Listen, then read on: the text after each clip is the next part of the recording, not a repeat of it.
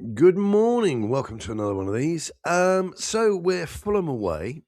Um, it's a sorry state of affairs. That's a reality. Fulham are notable favourites. Spurs have got a few players back, a couple of defenders, but nobody particularly earth-shattering. And I have to say, I think the programme for today's game tells its own story.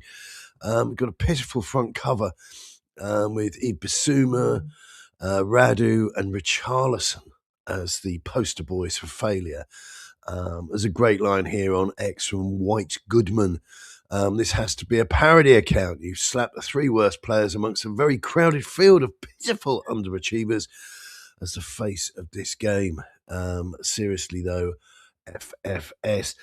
I'm struggling to see any positives. Fulham aren't particularly reliable, but then Spurs outdo everybody in that capacity.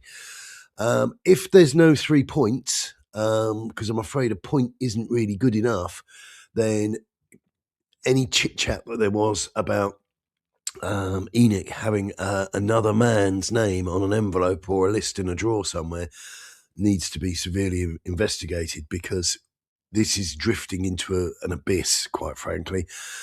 We are where we are. It is what it is, which is a horrible way to preview a game, but it's what we've been left with. And I think the only word we can use for it, with any sincerity, is crumbs. And not in the sort of funny crumbs DM kind of way. Spurs need to get themselves out of stock. The only people who are going to do that are the players. And apparently they have been moaning again about having to do things like moving and running around. I don't see this ending well. I wish us well. It's my default setting. Of course it is. But the reality is pointing in a slightly different direction. That's it for now. Good luck. Keep it Tottenham.